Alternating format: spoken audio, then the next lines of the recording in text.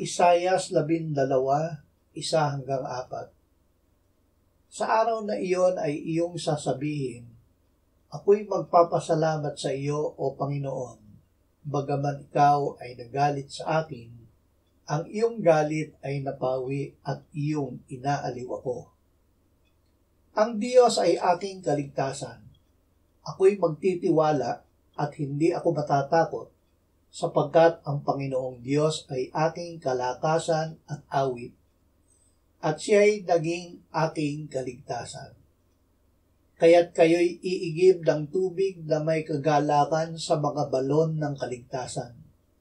At sa araw na iyon ay inyong sasabihin, magpapasalamat ako sa Panginoon, kayo'y tumawag sa kanyang pangalan, ipaalam ninyo ang kanyang mga gawa sa mga bansa, ipahayag ninyo na ang kanyang pangalan ay marangal. Tagapagligtas at kaligtasan.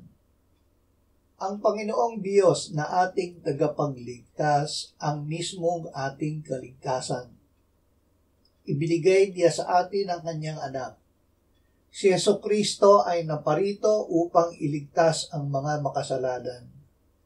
Siya ay namatay para sa ating kasalanan, inilibing, binuhay na muli, iniakyat at iniluklok ng Ama sa kanyang kanan sa langit.